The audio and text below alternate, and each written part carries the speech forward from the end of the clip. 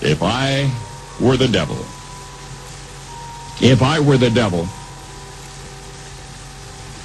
If I were the prince of darkness, I'd want to engulf the whole world in darkness, and I'd have a third of its real estate and 4/5 of its population, but I wouldn't be happy until I had seized the ripest apple on the tree. Thee. So I'd set about, however necessary, to take over the United States. I'd subvert the churches first. I'd begin with a campaign of whispers. With the wisdom of a serpent, I would whisper to you as I whispered to Eve, do as you please. To the young, I would whisper that the Bible is a myth. I would convince them that man created God instead of the other way around. I would confide that what's bad is good and what's good is square. And the old I would teach to pray after me, Our Father, which art in Washington. And then I'd get organized. I'd educate authors in how to make lurid literature exciting so that anything else would appear dull and uninteresting. I'd threaten TV with dirtier movies and vice versa. I'd peddle narcotics to whom I could. I'd sell alcohol to ladies and gentlemen of distinction. I'd tranquilize the rest with pills.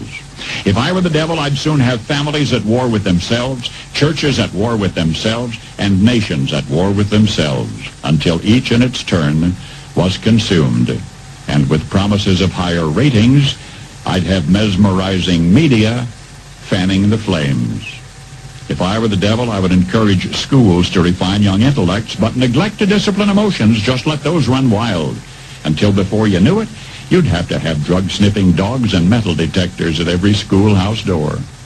Within a decade, I'd have prisons overflowing. I'd have judges promoting pornography.